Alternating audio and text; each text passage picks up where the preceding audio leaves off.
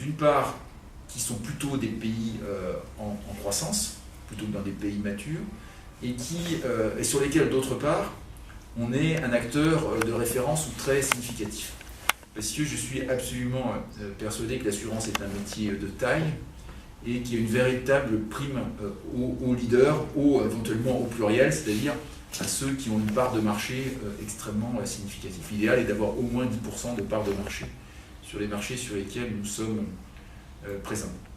Et donc notre stratégie aujourd'hui est de rester dans les pays qui répondent à ces caractéristiques. On est resté en Europe centrale et orientale, on est bien entendu resté en Tunisie, et nous sommes toujours en Turquie. Il y a pas mal de campagnes en Tunisie, hein, ouais. De taille vraiment petite. Oui, alors ça fait partie des points qu'on a partagé ce matin avec le régulateur, de dire le marché, pour qu'un marché fonctionne bien, il faut qu'il soit suffisamment concentré, ni trop peu. Pas trop, parce qu'à ce moment-là, c'est au détriment du consommateur, et puis il y a des processus de marché qui ne sont plus complètement vertueux, mais pas trop peu non plus, parce que si le marché est trop éclaté, vous avez forcément des acteurs qui n'ont pas la taille critique et qui vont avoir des comportements qui, tôt ou tard, posera problème. Et ça fait partie, à mon avis, des prérogatives du régulateur, de veiller à la bonne dose de concentration sur son marché. Et puis, pour terminer notre petit tour d'horizon international, on a une implantation en Chine qui se développe là de manière extrêmement rapide, mais parce que la Chine, c'est un pays continent et que là-bas, les échelles n'ont rien à voir avec ce que nous pouvons connaître de ce côté-là de la planète. C'est énorme, c'est immense comme pays. Oui, la Chine, on a connu l'année dernière un taux de croissance de 100%, ce qui est évidemment qui sont des chiffres tout à fait. Parce que là, on est habitué effectivement à des taux de chiffres, et là, c'est 3 chiffres. 3 chiffres, absolument. En Chine, tout fonctionne avec un 0 de plus. Alors, pour revenir un peu finalement à la SNAR, on le disait tout à l'heure, effectivement, donc, un taux de pénétration qui est relativement faible, très phénoménal par rapport effectivement à la moyenne mondiale. Alors, est-ce que vous pensez qu'effectivement il y a suffisamment de, comment dirais-je, il y a de la marge, mais qu'est-ce qu'on peut faire effectivement pour aller jusqu'au bout, pour rapprocher ou approcher des moyennes mondiales, et que peut faire effectivement Groupama dans ce sens, enfin? Alors, moi, je pense que l'assurance est forcément directement corrélée au PIB par habitant. Et que l'assurance augmente probablement plus vite que le PIB par habitant. Parce que quand on regarde les cycles de développement, au début, on commence par satisfaire ses besoins fondamentaux. Et puis, progressivement, on commence à investir. On commence à épargner pour investir. Et puis après, une fois qu'on a commencé à investir, on épargne pour protéger son investissement. Et l'assurance vient... après le secteur primaire, le secondaire, dans le tertiaire, probablement même après la banque, parce qu'on commence par financer avant d'assurer. Et donc, il y aura forcément un lien entre le décollage de l'économie tunisienne et l'essor du secteur de l'assurance. Je pense qu'on ne peut pas raisonner sur notre activité, sur une activité en général et sur la nôtre en particulier, indépendamment des facteurs macroéconomiques. Et qu'il y a nécessairement une relation directe entre la situation macroéconomique et le développement de l'assurance.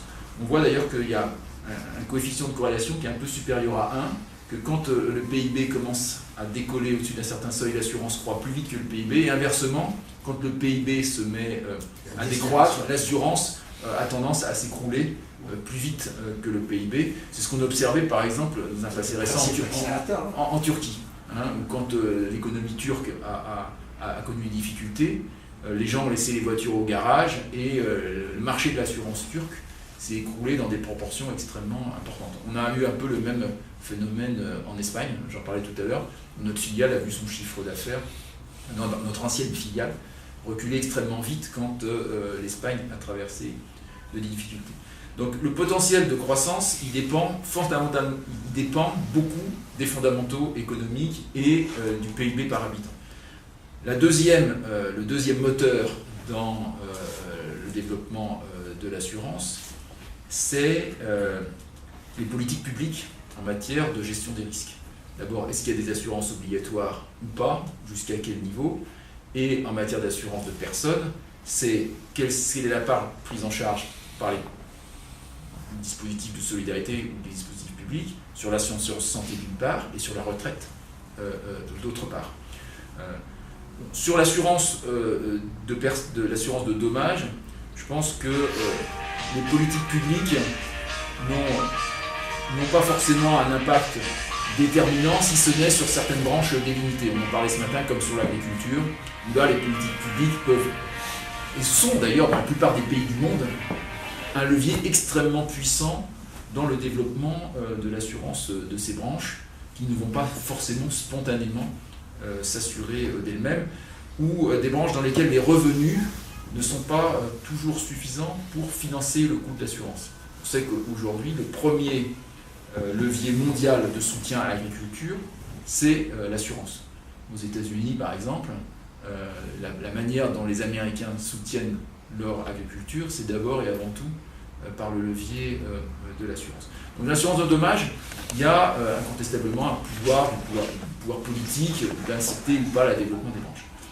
Sur le domaine des assurances de personnes, là c'est beaucoup plus massif, puisque en fonction de ce que l'État prend ou ne prend pas, comme il y a un besoin de couvrir les populations, la place de l'assurance change énormément.